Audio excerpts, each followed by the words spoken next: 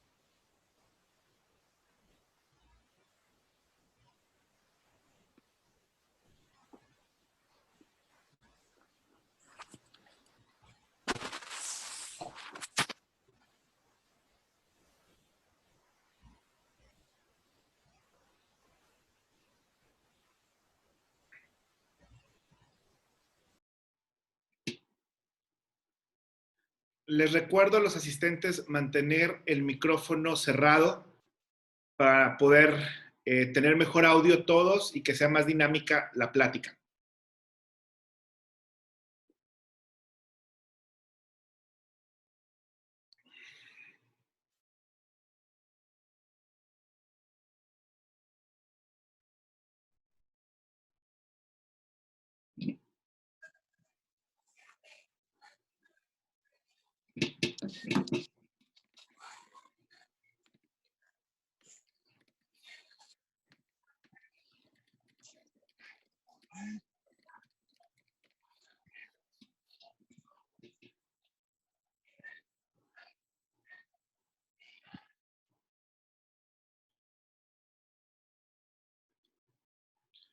Bueno, pues yo creo que podemos ir comenzando, Adriana, si me lo permites.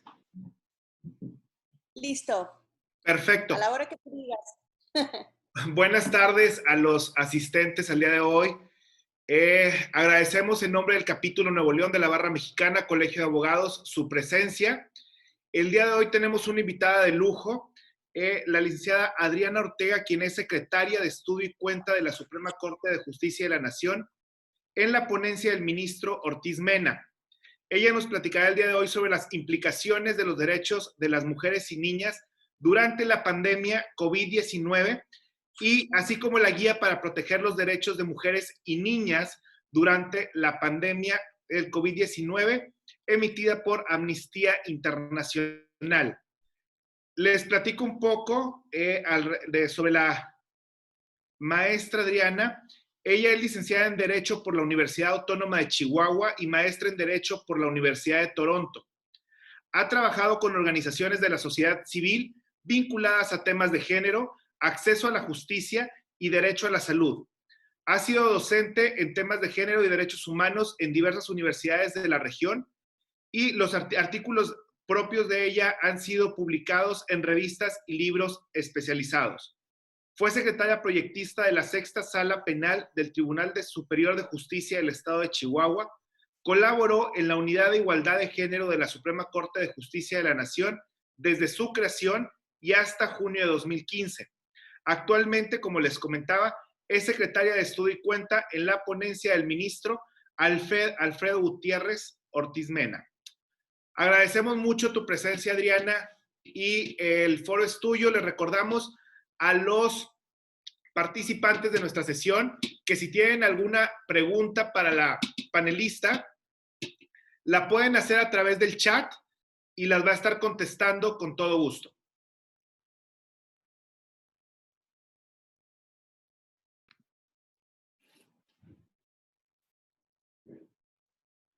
Creo que estamos teniendo un problema técnico. Bueno, y les presento también, está con nosotros Alejandra Abreu, quien hizo posible este evento, es la coordinadora de la Comisión de Jóvenes Barristas de nuestro capítulo. Estamos teniendo un problema con la conexión de Adriana Ortega. Sí, déjame lo verifico.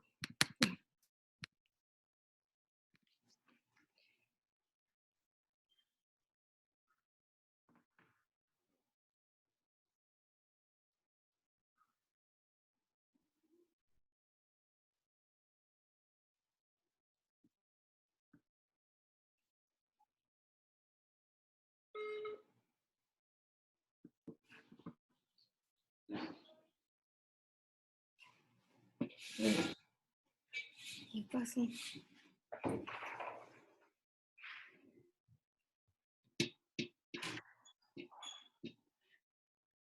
No, ahorita no. Ahorita se puede. Hola, buenas noches, buenas tardes. ¿Me escuchan? Sí, tienes el micrófono abierto, te escuchamos perfectamente, Adriana. Gracias. Hola, buenas tardes. Perdón, pero hubo como una falla técnica. Le pegué a la computadora sin querer y me dijo que adiós para siempre. Aquí estamos. Bueno, no sé qué hayas dicho sobre mí, Miguel, y seguramente cosas muy lindas, te las agradezco de principio. A propósito de lo que alcancé a oír, de lo que dijiste en mi micrófono, para mí es muy importante iniciar esta conversación con 3 aclaraciones que me parecen fundamentales. La primera de ellas es que lo que yo diga acá es a título personal y no tiene absolutamente nada que ver con mi trabajo como secretaria de Estudio y Cuenta en la Suprema Corte y mucho menos representa lo que esa institución diga o haga o forme parte de su política pública. Son opiniones siempre a título personal.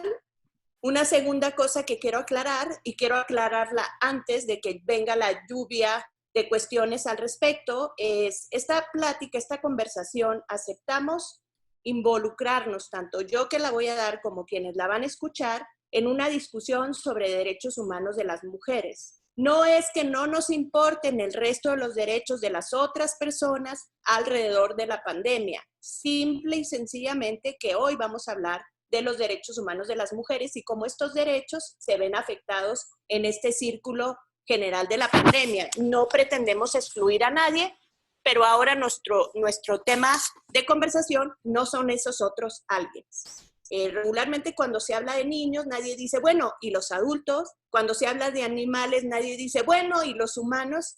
Entonces creo que es importante centrarse en que la conversación que tenemos ahora es una conversación que tiene que ver con los derechos de las mujeres, lo cual no significa que no nos preocupen los derechos de otros colectivos, incluidos los derechos de los hombres o de las personas, o de los hombres como hombres trabajadores, como empresarios y demás. Simplemente vamos a hacernos cargo de este pedacito que tiene impactos diferenciados, no sé si mayores o menores, impactos diferenciados de otros grupos que están viviendo esta pandemia todos al mismo tiempo. Esa es una segunda aclaración que me gustaría hacer y, digamos, dadas estas 3 aclaraciones, otra aclaración que me gustaría también hacer, este medio de transmitir conferencias a mí me resulta poco común. A mí me gustan las conferencias donde la gente interactúa, donde puedo estar en contacto con las personas que me escuchan, ellas opinan, me interrumpen, me preguntan. Hablar sola y viéndome sola a la cámara no es como en el espacio donde yo me siento más a gusto. Entonces, si en algún momento se nota que me estoy tratando como espejo y alisando el pelo y enderezando la ceja y demás, discúlpenme, no estoy acostumbrada. Y a propósito de esto, yo te había solicitado, Miguel, y creo que ustedes estuvieron muy de acuerdo en que se tratara de impulsar una dinámica lo más interactiva posible. Acordamos hace unos minutos cuando nos estábamos poniendo de acuerdo que sería una buena idea juntar preguntas y luego responder esas preguntas, un poco también para saber qué pulso estamos teniendo, porque yo puedo hablar 3 horas seguidas. Ustedes denme cuerda Y yo hablo 3 horas seguidas. Interrúmpanme. Siempre les digo a mis alumnos y alumnas, interrúmpanme, porque si no, yo hablo 3 horas seguidas sin problema.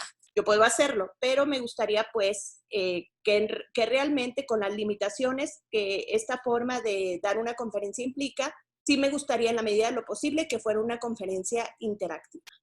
Si está bien contigo, Miguel, si está bien con Alejandra.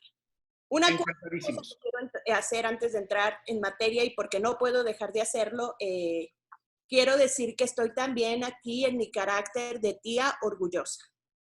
Estoy muy orgullosa de los logros de Alejandra Abreu Ortega y le agradezco mucho a ella su invitación para estar con ustedes en esta plática. Ale es una abogada brillante, una mujer muy comprometida con las causas de las mujeres. Yo la admiro y la quiero profundamente. Muchas gracias, Alejandra. Y muchas gracias a todos los demás que hacen posible esta conversación que urge. Tenemos que tener este tipo de discusiones alrededor de lo que nos está ocurriendo, porque es un momento de mucho reto. Y es un momento, decíamos hace rato, Miguel, es un momento donde, como surgiendo del sedimento, todas las desigualdades que tiene nuestro país se van a expresar de manera más cruenta ante esta emergencia, ante esta tragedia natural, como ocurre regularmente con las tragedias naturales. Son parejas, pero no tan parejas. Y bueno, a mí me gustaría iniciar esta conversación como tratando de conducirnos a un... Déjenme, saco mi acordeón. Miren, mi acordeón. De conducirnos a ciertos entendimientos para que podamos trabajar con lo que se viene. Tenemos que empezar, me imagino, o así como yo lo pienso, por un concepto de discriminación. Tenemos que ponernos hasta cierto punto de acuerdo en un concepto de discriminación, porque vamos a trabajar con exclusión e impactos diferenciados. Entonces, mi plan para esta plática es, entonces, hablar por un tiempo de discriminación, las diferentes formas de discriminación, quiénes son los colectivos históricamente desaventajados y ese tipo de conceptos, para irnos después a la identificación de ciertos impactos diferenciados que podemos identificar desde la doctrina o que podemos identificar con ejemplos. Y por último, señalar lo que Amnistía Internacional le señala a los estados latinoamericanos en general, en términos de qué hay que vigilar desde la política pública. Cuando yo hable de qué es lo que hay que vigilar desde la política pública, estoy obviamente hablando de las cosas que los abogados y abogadas tendríamos que estar monitoreando que ocurren. Digamos que ese va a ser nuestro terreno de defensa de estos derechos. Amnistía Internacional hace este manual para muchas realidades en Latinoamérica. La mayoría de esas realidades son comunes en México. Creo que lo único que no es tan común, y sí, es lo que está pasando con los campos de refugiados o lo que está pasando con las personas en situación migratoria irregular o regular que están esperando en los centros de detención migratoria, que son auténticas prisiones y que colocan a las personas en situación de hacinamiento y por tanto en situación donde el contagio puede ser muy fácil y muy rápido. Entonces, sin más preámbulo, empecemos por qué es discriminación. Sé que la mayoría de las personas que nos están escuchando son abogados, pero también sé que muchas de las personas, afortunadamente, que nos están escuchando no lo son. Entonces, me parece importante empezar por este concepto de discriminación. Es un concepto jurídico, no se asusten las personas que no son abogados, es un concepto jurídico con bastante sentido común y agradezcan porque no es lo común en los conceptos jurídicos. Es decir, no todos los conceptos jurídicos tienen tanto sentido común. La discriminación va a significar toda exclusión, preferencia o limitación basada en un factor prohibido de discriminación y que tenga por objeto o por resultado limitar, menoscabar o anular el acceso o ejercicio de libertades fundamentales y derechos humanos. Esa es la discriminación. Cuando hablamos de factores prohibidos de discriminación, ¿en qué estamos pensando? Las personas incluso que no son profesionales del derecho saben que un factor prohibido de discriminación es la raza. Es decir, no podemos distinguir a las personas con base en su color de piel y mucho menos podemos negarles derechos o libertades fundamentales con base en su color de piel. La discriminación racial, perdonen mi lavadora, la discriminación racial es algo en lo que todos podemos estar de acuerdo. Los rubros prohibidos de discriminación son muchos y están listados en diferentes instrumentos internacionales, incluida la Constitución. Los rubros prohibidos de discriminación son el origen nacional, la religión, la afiliación política, el color de la piel, la pertenencia étnica, el sexo, el género, etc. Para agrupar estos prohibidos de discriminación, nosotros vamos a utilizar la definición que introduce Kenny Yoshido, que es un constitucionalista norteamericano bastante interesante, para decir que un rubro prohibido de discriminación se explica en general por aquellas circunstancias que la persona no puede cambiar, como la piel, y que no es lícito que el Estado le pida que cambie, como la religión. Y que además esta imposibilidad de que le pidan que cambie o que lo fuercen o que sea imposible que esta cuestión que no puede cambiar o que no puede pedírsele que cambie está asociada a marginación política, social y económica. Es decir, esta identidad, este color de piel es rechazado o distinguido o no preferido por el orden social y esta cuestión que yo no puedo cambiar está también asociada a esta discriminación, a esta exclusión, a esta marginación económica, social y política. El mejor ejemplo de una inclusión sistemática y histórica a propósito de la religión es la población judía. Un ejemplo muy claro de marginación económica, política y social es la población negra. Por marginación cultural queremos decir que sus identidades no nos importan, que como sociedad las vemos por debajo. Por marginación política estamos hablando de una limitación para acceder a los recursos y a las oportunidades. Y por marginación política estamos entendiendo la incapacidad de participar en las decisiones que nos afectan. Regularmente estas minorías, estos colectivos históricamente desaventajados, difícilmente acceden a espacios de representación donde puedan discutir las políticas que les afectan. No hay espacios deliberativos donde estas minorías o colectivos históricamente desaventajados participen y entonces las decisiones que les afectan son siempre tomadas por otros o por otras. Cuando esto ocurre, estamos incurriendo en discriminación contra estos colectivos históricamente desaventajados. Yo les ponía hace rato, cuando decía la definición, dos cosas que hice en los instrumentos internacionales y que me parece muy interesante que nosotros tengamos en cuenta estas distinciones cuando hablamos de discriminación. Hablé de discriminación por objeto y hablé de discriminación por resultado. ¿Qué significa que una discriminación sea por objeto y qué significa que una discriminación sea por resultado? Una discriminación por objeto es una discriminación evidente.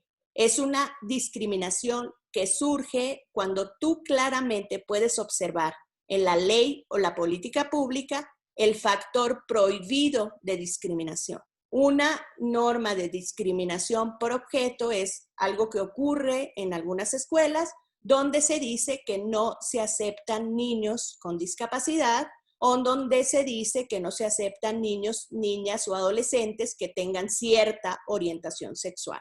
Esas son discriminaciones por objeto porque no hay ninguna duda, no hay que escarbarle nada a la norma para darse cuenta que es una norma discriminatoria, es totalmente evidente.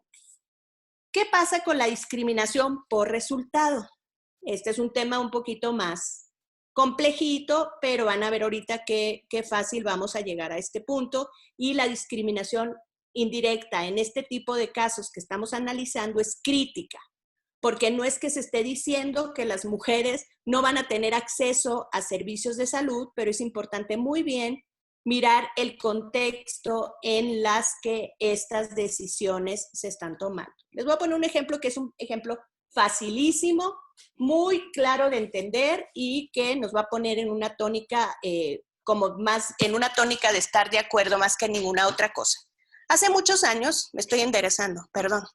Les digo que esto no es lo mío. Hace muchos años en Holanda, atravesó Holanda por como ya saben, una crisis financiera común, y entonces de todos los rubros en los que los países pueden ahorrar, ya saben, se le ocurrió que el rubro más importante para ahorrar era el gasto social. Y entonces descubrieron en Holanda que tenían dos regímenes de trabajo, un régimen de trabajo a tiempo parcial y un régimen de trabajo a tiempo completo. Y que el régimen de trabajo a tiempo completo tenía 10 beneficios sociales y que el régimen de trabajo a tiempo parcial tenía 7. Y entonces este hallazgo para los hacedores de política pública en Holanda fue el milagro del siglo, porque dijeron ya, no nos metemos en más rollo, lo único que hacemos es quitarles a estos trabajadores que trabajan a tiempo parcial 2 de sus beneficios para que quede la relación 5-10, que está justa, ¿no? Cuando uno ve esa norma, dice, esa decisión de política pública, pues uno podría decir, pues suena razonable. Sonaba razonable hasta que llegó al contexto. ¿Qué creen ustedes que pasó cuando la norma llegó al contexto? ¿Qué encontraron los hacedores de política pública en Holanda? Ya sé que no me pueden contestar, pero yo tengo que hacer la pausa interesante. ¿Qué creen ustedes? Así como en la televisión. ¿Qué creen ustedes que pasó? Y entonces cae cortinilla y luego salgo yo a decir que el 90% de las trabajadoras a tiempo parcial eran mujeres que habían optado por esa forma de trabajo, no por flojas, no por comodinas, que habían optado por esa forma de trabajo para tener la posibilidad de combinar un trabajo productivo con la jornada para el cuidado y crianza de los hijos. Entonces, esta norma que parecía tan buena, que parecía tan santa, que tenía todas las características de la razonabilidad, se vuelve en una medida discriminatoria porque va a impactar de manera desproporcional a un grupo justo por la forma en la que está el grupo acomodado en el orden social. Es decir, no es que las mujeres optaran, los mandatos de género colocaban a las mujeres frente a esas decisiones y las mujeres aceptaban esas decisiones de forma de empleo por los mandatos de género. Entonces no era una medida del todo neutral y Holanda, que es un país bastante consciente, decidió enderezar su gasto social, su ahorro social hacia otros sectores. Entonces eso le vamos a llamar discriminación por resultado. Es importante que nosotros, nosotras como abogados y abogadas mexicanas, estemos al tanto de esta forma de discriminación. Los litigios que se vienen por discriminación, los estudios que se vienen por discriminación se van a empezar a centrar cada vez más en México por este tipo de discriminación, porque las legislaturas han ido eliminando poco a poco las cláusulas de discriminación directa. Todavía las hay, pero las han ido eliminando poco a poco.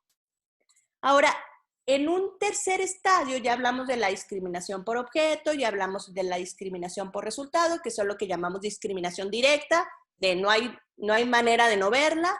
Hablamos ya de la discriminación indirecta, que la vamos a ver cuando examinemos la norma, la política pública, ante el contexto, y entonces vamos a poder saber si esa norma va a generar un impacto diferenciado que cambie su neutralidad a la maldad, que deje que la norma deje de ser neutral para convertirse en una norma discriminatoria. Y ahora vamos a hablar un poco de la discriminación estructural. La discriminación estructural trabaja con dos categorías distintas. Trabaja con las categorías de privilegio y opresión. Y entonces, cuando se habla de discriminación estructural, de lo que se trata de visibilizar es la situación histórica y sistemática en que ciertos colectivos han sido pertinazmente excluidos de las instituciones políticas, jurídicas o sociales. Una forma muy clara de ver la discriminación estructural en acción y que nos va a permitir trabajar con otros supuestos de discriminación estructural es observar lo que pasa con las personas con discapacidad. Estamos llenos de edificios, llenos en todo el país y en todo el mundo, de edificios que nunca estuvieron pensados para que una persona con discapacidad motriz los visitase, que nunca estuvieron pensados para que una persona con discapacidad motriz trabajase en ellos, que nunca estuvieron pensados para que una persona con discapacidad motriz estudiase en ellos. Son edificios hostiles a las personas con discapacidad motriz. Con esto estamos diciendo que el arquitecto que hizo esos edificios, que las personas que pensaron que esos edificios se veían bonitos con 500.627 escaleras, ¿son malos y discriminadores? No, con eso estamos diciendo que nuestra cultura exige o piensa en una cierta persona para construir sus instituciones políticas, para construir sus decisiones sobre representación y para construir la forma en que vivimos en esta sociedad.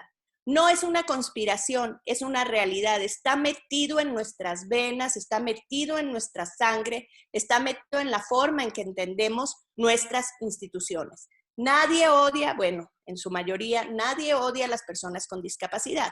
El mismo Miguel, Alejandra y yo estamos teniendo esta conversación, la organizamos y ni Miguel, ni Alejandra, ni yo pedimos, oiga, pues yo en particular podría haber dicho, ay Alejandra, me da mucho gusto, yo participo encantada en la plática para la que tú me estás convocando, pero yo te pido por favor que tengamos disponible un traductor de señas. ¿Por qué pasa esto? Porque cuando iniciamos esta plática o diseñamos esta plática no estamos pensando en eso. Estamos pensando en personas, voy a ponerlo entre comillas, triples, en personas normales, en personas sin discapacidad. Así es como funciona la discriminación estructural. Hasta hace poco, por ejemplo, la legítima defensa era una institución jurídica que hablaba de violencia inminente y que no hablaba de violencia sistemática. La violencia inminente es la violencia masculina. La violencia sistemática es la que padecen las mujeres de manera constante dentro del hogar y entonces las mujeres que terminaban asesinando desafortunadamente a sus agresores, entendiendo que esa era la única salida para ese círculo de violencia, para ese círculo de maltrato, terminaban siendo procesadas no por legítima defensa, sino por homicidios que son homicidios muy graves. Y así podríamos estar desmenuzando todas nuestras instituciones jurídicas, todos nuestros pensamientos culturales. Hay otro que se muestra en un chiste que yo detesto, pero que también es muy ilustrativo, es ese de las Barbies, ¿no?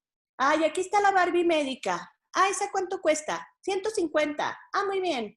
¿Y esta cuánto? Esta es la Barbie abogada. ¿Y esta cuánto cuesta? 150. ¿Y esta es la Barbie divorciada? ¿Y esta cuánto cuesta? 500 pesos. ¿Y por qué tanto? Pues es que trae el carro de Ken, la casa de Ken, etcétera, etcétera, sin tomar en cuenta que para que Ken haya hecho toda esa fortuna, la Barbie le lavó los calcetines y le dio sopita caliente todos los días para que él estuviera en aptitud de producir y de generar todos esos bienes. No se entiende ese trabajo como un trabajo propio de la sociedad, porque en virtud de la discriminación estructural estamos pensando siempre que el trabajo de fuera de la casa es un trabajo mejor que el trabajo que hacemos dentro de la casa. Luego, a lo mejor esta pandemia es una de las reflexiones que nos deja porque nos pone de cara frente a lo importante que es el trabajo que se realiza dentro de la casa para que las personas tengan ambientes adecuados para laborar y ambientes adecuados de salud. Y hablando ya de lo que pasa con la discriminación estructural y con las mujeres, algo importante antes de pasar a ese otro punto. La discriminación estructural es algo, porque es estructural, no estamos hablando de nada malévolo. La discriminación estructural, porque es estructural, porque la vamos a llamar estructural, no puede ser padecida por grupos que están en situación de privilegio. Es decir, si estamos hablando de discriminación estructural por origen nacional, los que padecen discriminación estructural son los migrantes, no los nacionales. Si estamos hablando de discriminación estructural por pertenencia étnica, no somos los blancos los que padecemos discriminación estructural, son los mestizos y los indígenas. Si estamos hablando de discriminación estructural por religión, no somos las religiones dominantes las que padecemos esa discriminación estructural, sino las minorías religiosas. Si hablamos de sexo, no son los hombres los que padecen discriminación estructural, sino las mujeres. Esto no significa que los hombres nunca puedan ser objetos de discriminación estructural. Si un hombre es hombre pero es migrante, será sujeto de discriminación estructural por esta categoría. Si un hombre es indígena y es pobre, pues será objeto de discriminación estructural por estas otras dos categorías. Y antes de pasar a lo que sigue, dime. Antes de pasar a eso, tenemos un par de preguntas de la audiencia. La ¿Sí? primera que llegó hace ya ratito, nada más que no quería interrumpirte, nos la hace Sergio Ruiz y nos pregunta que si la Suprema Corte en alguna resolución toma en cuenta lineamientos de una organización privada como Amnistía Internacional o si existe fundamento para ello. Pues mira, la Corte lo que ha hecho es, obviamente la Corte primero trabaja con activo.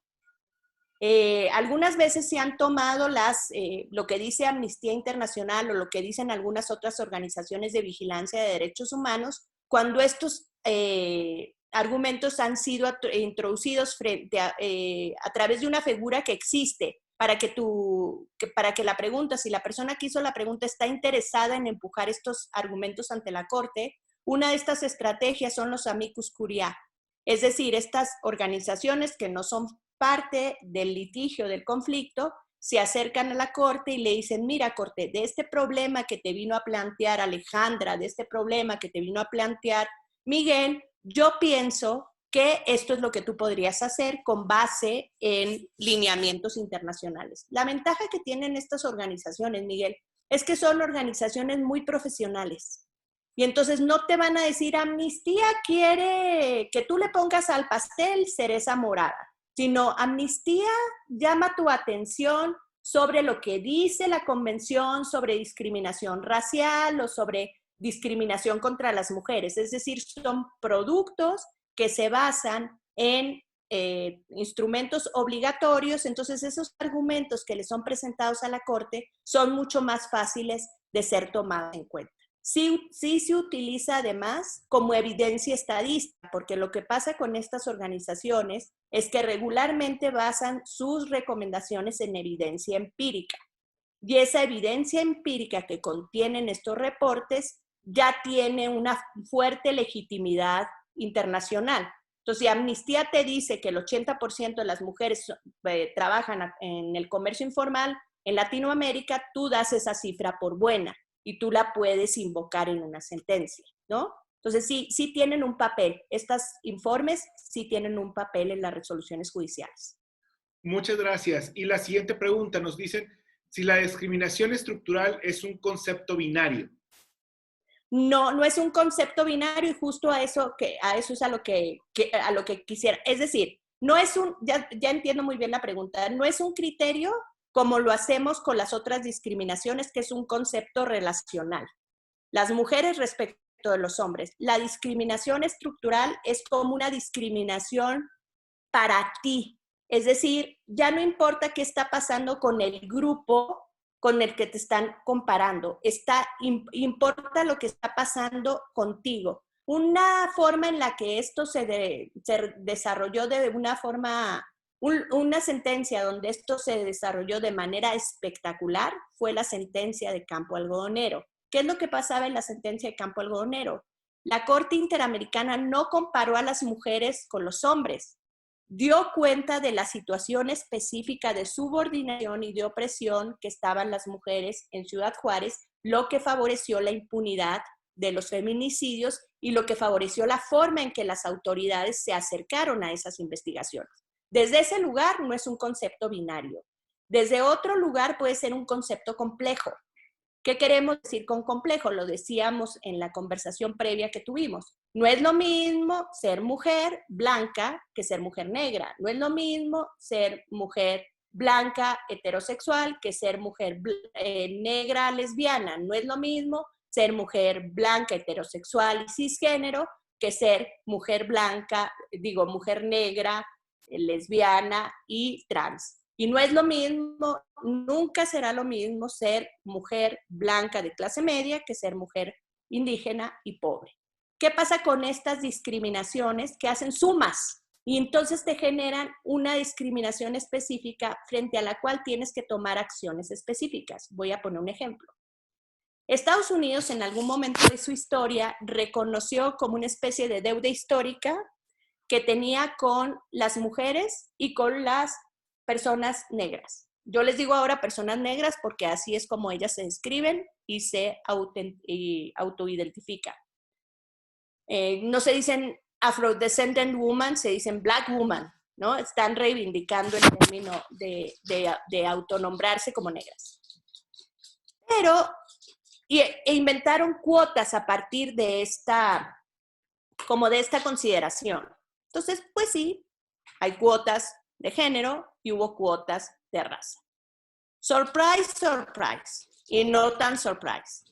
Por las cuotas de raza llegaron, sí, personas negras, pero que eran en su mayoría hombres. Por las cuotas de género llegaron, sí, mujeres, pero que eran en su mayoría blancas.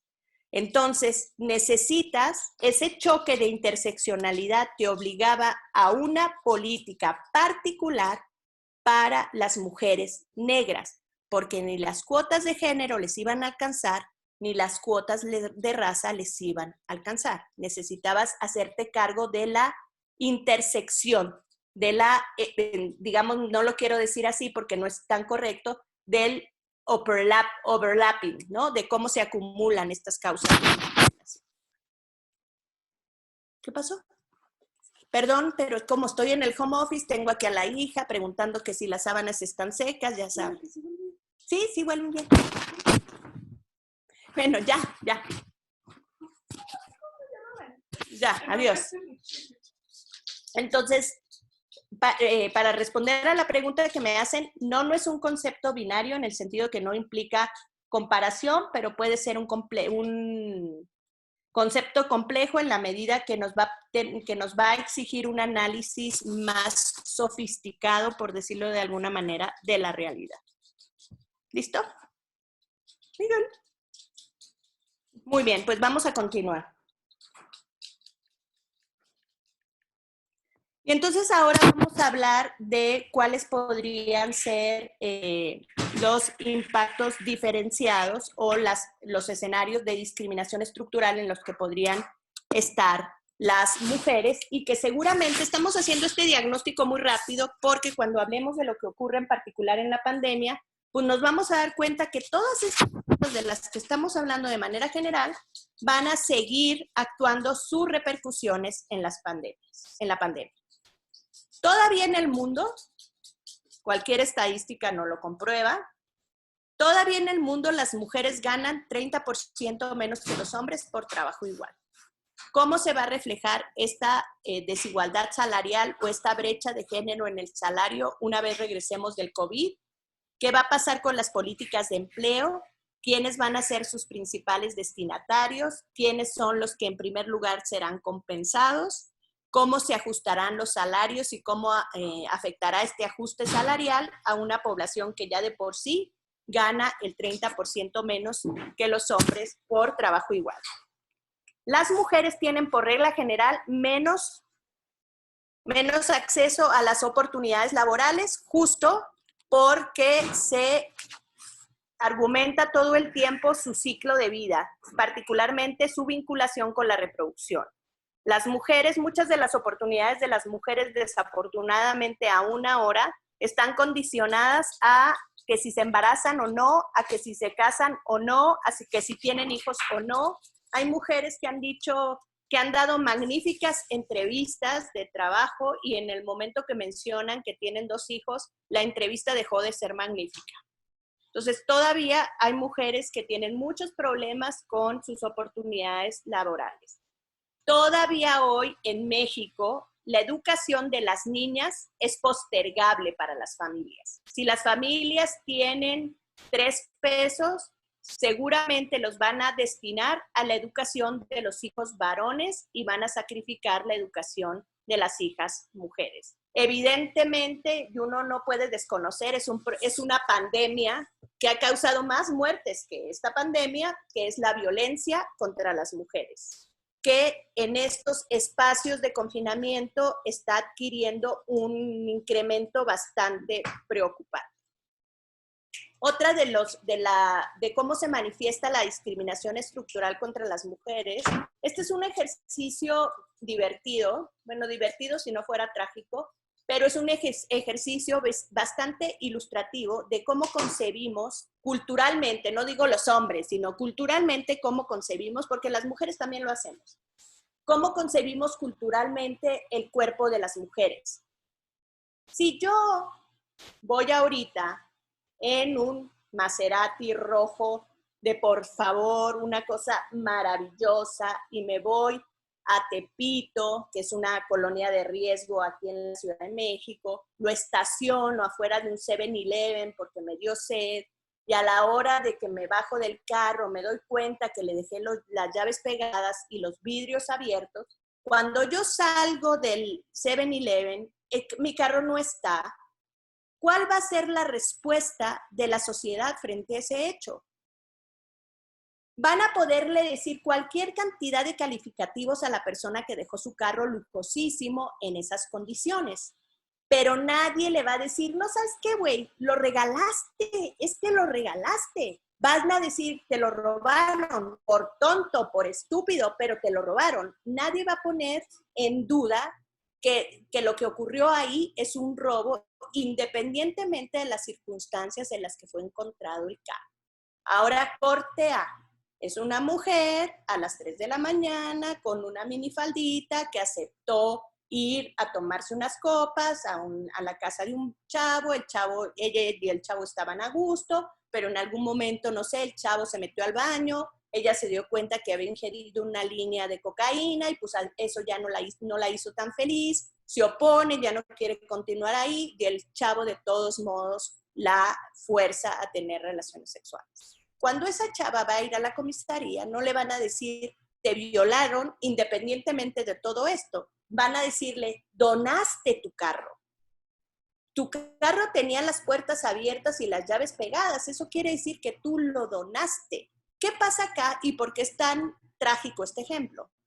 Lo del carro funciona muy bien porque en nuestra sociedad nos han enseñado a tener mucho respeto por el derecho a la propiedad.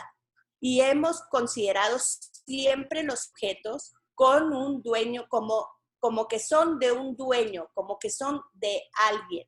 Y lo que hacemos con las mujeres es que no les permitimos ser de sí mismas.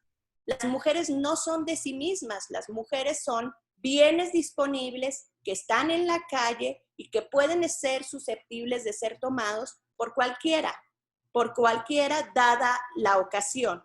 Yo más bien diría que no es que la ocasión al ladrón, la ocasión hace al violador y así se valida culturalmente.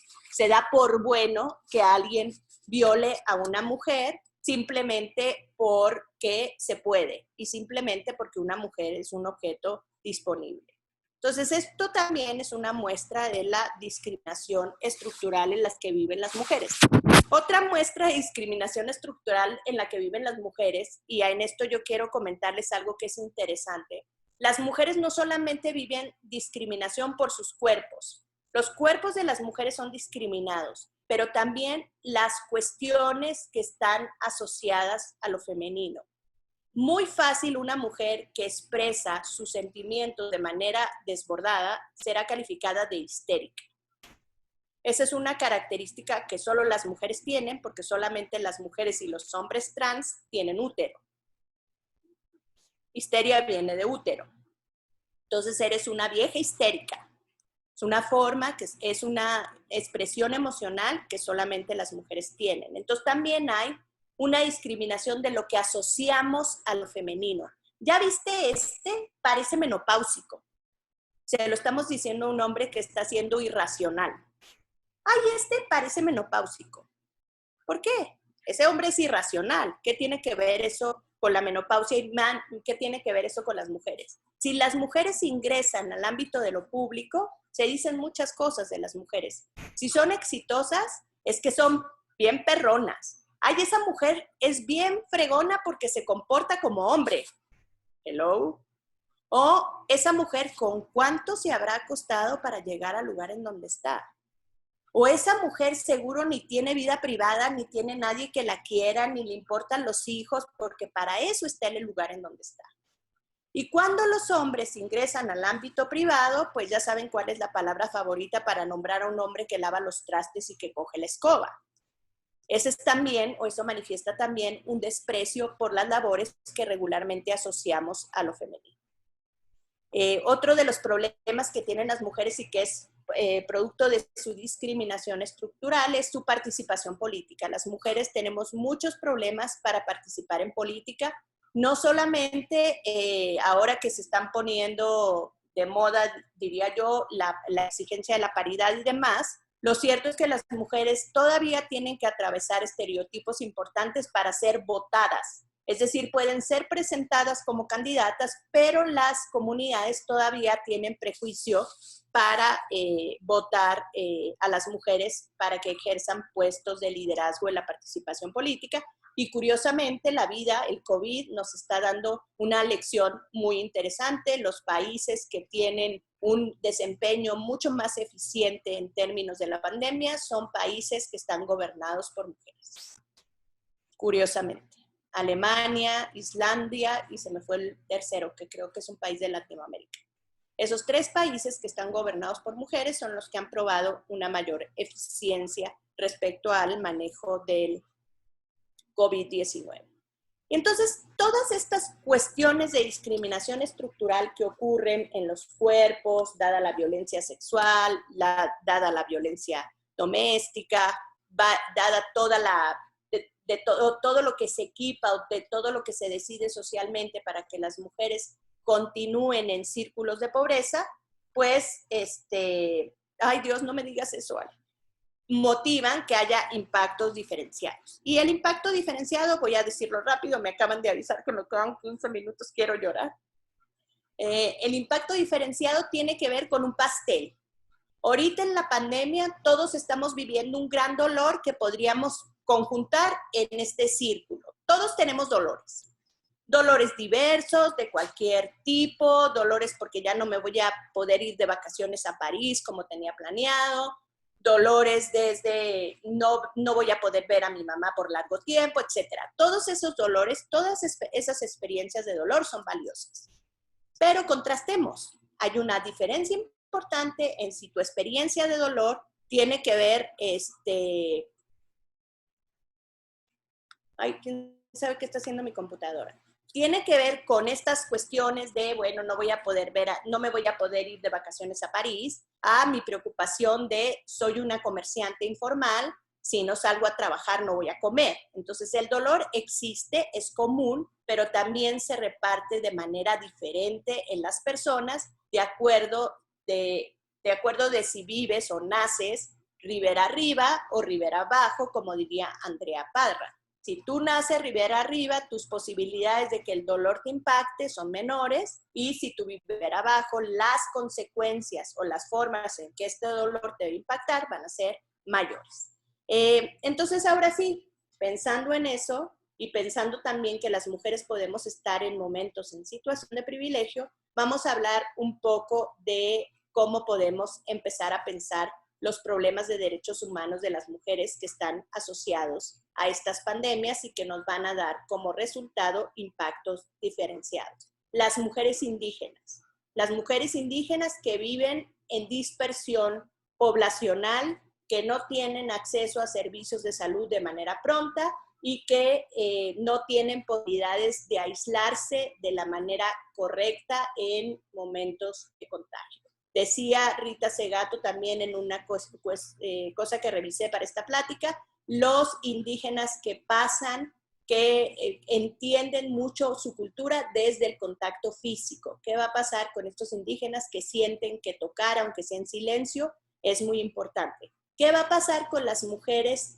con discapacidad que necesitan cuidado todo el tiempo, porque necesitan un acompañante o una acompañante de tiempo completo? ¿Qué va a pasar con ellas y las medidas de distanciamiento social?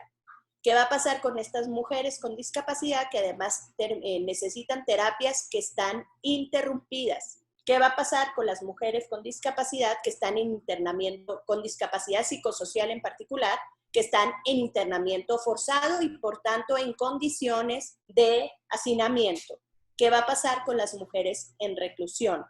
¿Qué va a pasar con los servicios esenciales de salud que solo las mujeres necesitan? ¿Qué va a pasar con la atención al parto, al aborto, a las emergencias obstétricas, perdón? ¿Qué va a pasar con, esto ya es innegable, qué va a pasar con el incremento de los índices de violencia doméstica? La que ya existía, es decir, ya te encerré con el agresor, pero además te voy a encerrar con el agresor que está como león enjaulado, frustrado, sin trabajo, enojado, sin alcohol, etcétera, etcétera, etcétera, y que te va a dar hasta por debajo de la lengua. ¿Qué va a pasar con las agresiones sexuales? La mayoría de las cuales, es que es muy fácil pensar en el confinamiento en términos románticos, como nos estamos confinando nosotros, y otra cosa es pensar en el confinamiento viviendo con tu agresor. ¿Qué pasa con la violación sexual que ocurre en el ámbito de las relaciones familiares? Hay un dato que aparece en este informe de Amnistía que les dije que había leído, que dice que los embarazos en las niñas están aumentando durante la pandemia. Esto quiere decir que las agresiones sexuales también están aumentando. ¿Qué va a pasar cuando decidamos que los agentes estatales tendrán que hacerse cargo de hacer cumplir las medidas de confinamiento? México tiene una gran historia en la jurisprudencia de la Corte Interamericana de lidiar con violaciones, con agresiones sexuales que provienen de agentes estatales. Entonces, si vamos a trabajar con los agentes estatales, como los policías o los militares, para llevar a cabo esta supervisión de la inmovilidad, vamos a tener también que estar muy alertas de lo que pasa con las mujeres como un grupo especialmente vulnerable frente a esta situación. ¿Qué va a pasar con las trabajadoras domésticas? ¿Qué va a pasar con esas mujeres que se ganan en la vida haciendo trabajo remunerado doméstico y que ahora están fuera del empleo y que hasta ahorita, hasta donde hemos podido, hasta donde hemos sobrevivido, están percibiendo su salario en la mayoría de las familias, no en todas las familias? Además, las trabajadoras domésticas no tienen acceso a la seguridad social, que yo aprovecho el comercial para decir que esto es imposible. El programa piloto del Seguro Social es la cosa más sencilla del mundo para dar de alta a una trabajadora doméstica. Literal, son 15 minutos de internet. Y estoy exagerando. Con 15 minutos de internet, tú das de alta a tu trabajadora doméstica en el programa piloto para que las trabajadoras domésticas ingresen a este programa de seguridad social. Luego también vienen los cuidados y el trabajo. Muy bien por el home office. Para algunas mujeres el home office era durante mucho tiempo una reivindicación, pero ahora el home office en escenario de confinamiento ha sobrecargado a las mujeres. ¿Por qué decimos esto? Las mujeres son exigidas por sus centros de trabajo de cumplir con la misma productividad cuando tienen encima las labores de cuidado, cuando tienen encima las labores domésticas y cuando tienen el homeschooling de los niños y cuando eventualmente pueden tener un hijo con alguna discapacidad que no está yendo a terapia. Entonces son inciso A, inciso B, inciso D, inciso E, inciso F, y bueno, ahora sí voy a trabajar las 3 horas que me quedan de 8 a 11 de la noche y voy a tener la misma productividad que mi compañero soltero, que no tiene ninguna obligación de este tipo y que además puede vivir en cierto desorden de manera aceptable porque no tiene que cumplir con la obligación de preservar un espacio limpio para otros miembros de la familia.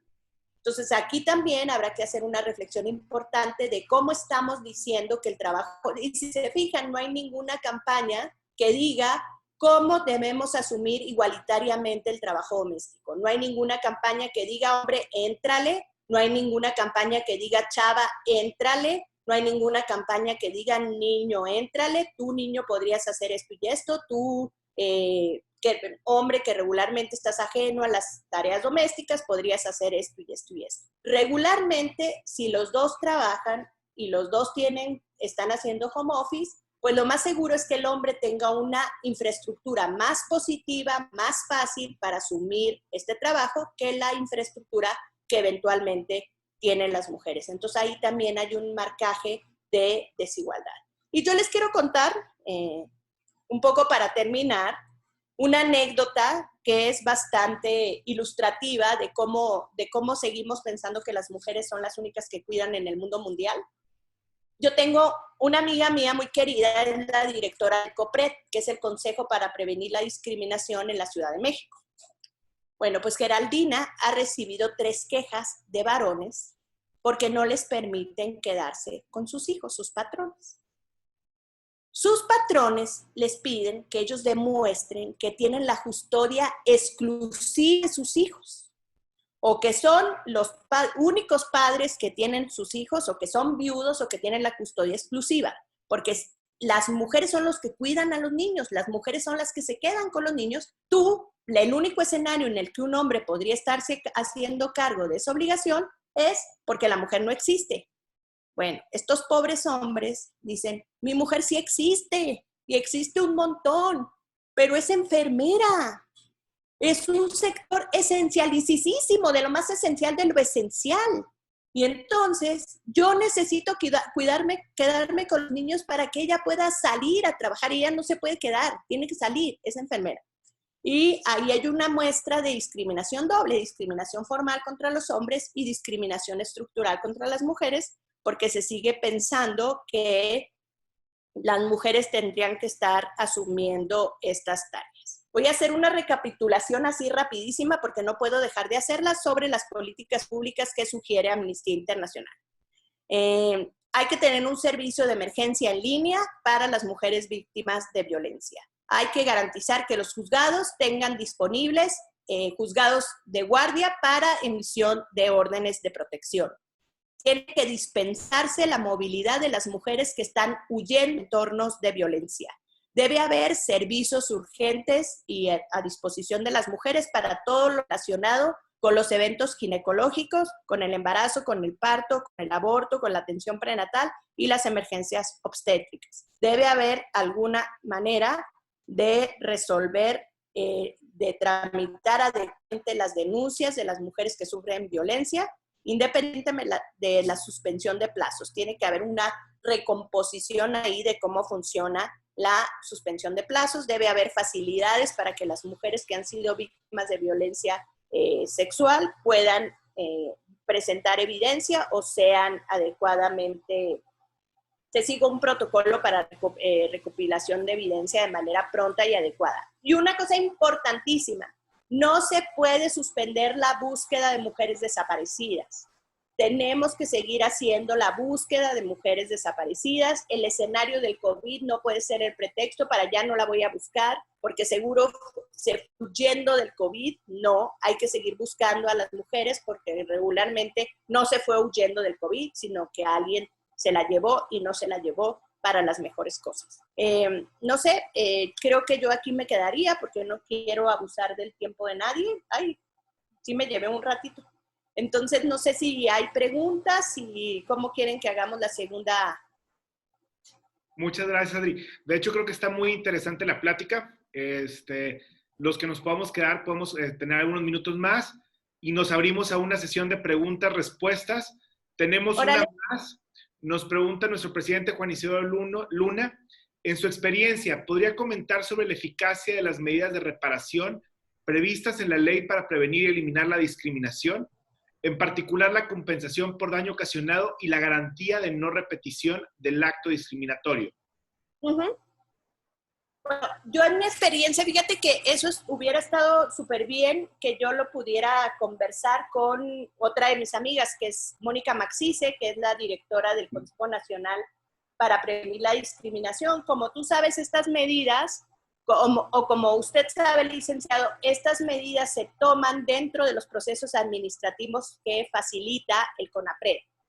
Y yo la verdad es que creo que va a venir una nueva etapa en la jurisprudencia de la Corte. Están llegando casos interesantes en los cuales la Corte se ha tenido que pronunciar o se va a tener que pronunciar en materia de discriminación. Usted me lo va a entender perfecto y va a ver cómo ese es un gran terreno de oportunidad. Se va a pronunciar con la discriminación como un acto ilícito civil. Y entonces, muy probablemente estaremos hablando de litigio basado en discriminación que va a poder conducirnos a indemnizaciones importantes por daño económico y daño moral. Las reparaciones de CONAPRED sirven, se tardan un poquito y luego están sujetas a procesos que son más o menos mandatorios o más o menos obligatorios, pero si las personas manifiestan buena voluntad, esos procesos tienen alguna eficacia. Si no, yo creo que también se va a empezar a destapar, por llamarlo de alguna manera, una vía jurisdiccional donde estos litigios se vuelvan cada vez más comunes y los abogados y abogadas nos aventemos a hacer litigios civiles con base en discriminación. Va a ser muy interesante, hay mucho que hacer en esa, yo más bien diría que es un nicho para los abogados corporativos y para los abogados que se dedican a derecho civil, como que yo les diría, váyanse ahorita a echar un clavado y cómo construir la discriminación como acto ilícito civil y cómo lograr indemnizaciones. Me parece que va a ser el litigio del futuro. No sé si eso contestó su pregunta. Perfecto. No sé si hubiera alguna otra pregunta para la maestra Adriana Ortega.